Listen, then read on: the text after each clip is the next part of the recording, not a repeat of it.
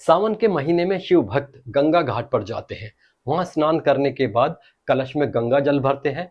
फिर कावड़ पर उसे बांधकर और अपने कंधे पर लटकाकर अपने अपने इलाके के शिवालय में लाते हैं और शिवलिंग पर अर्पित करते हैं।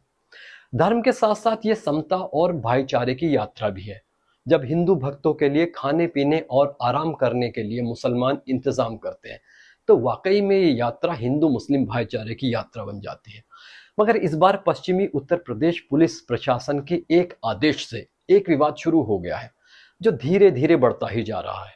आदेश आया है कि कांवड़ यात्रा के दौरान खाने पीने की चीजों से जुड़ी दुकानों जैसे ढाबा, रेस्टोरेंट, फल और मिठाइयों की दुकानें वगैरह, इनके मालिकों को अपना और अपने यहाँ काम करने वाले कर्मचारियों का नाम दुकान पर साफ और बड़े बड़े अक्षरों में लिखना होगा, ताकि पहचान हो सके कि खाने पीने का सामान बेचने वाला मुसलमान तो नहीं है और कांवड़ यात्री किसी भी मुसलमान से खाने पीने का सामान खरीदने से बच सके। पुलिस के मुताबिक कांवड़ यात्रा एक धार्मिक आयोजन है और इस दौरान किसी भी तरह की भ्रम की स्थिति ना हो, लोगों को ये ना लगे कि उनकी धार्मिक भावनाएं आहत हुई हैं। इस वजह से यह फैसला लिया गया है।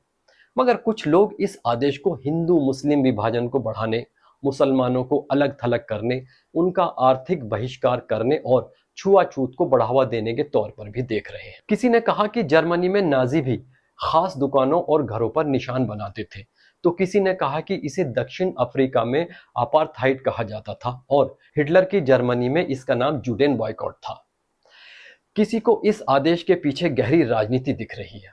उनका कहना है कि यूपी में लोकसभा चुनाव में हार का ठीकरा सीएम योगी के सर पर फोड़कर उन्हें हटाने का प्लान केंद्र सरकार जो बना रही है, उस प्लानिंग को हिंदू हृदय सम्राट बनकर नाकाम करने के लिए सीएम योगी की ये प्लानिंग है।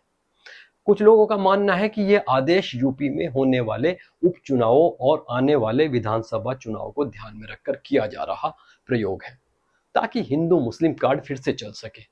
क्योंकि बीजेपी के पास हिंदू मुस्लिम की राजनीति करने के अलावा कोई मुद्दा कभी नहीं रहा। अब इस आदेश के पीछे किसको क्या दिख रहा है, ये तो वही जाने, और इस आदेश से किसका भला होगा, ये तो वक्त ही बताएगा।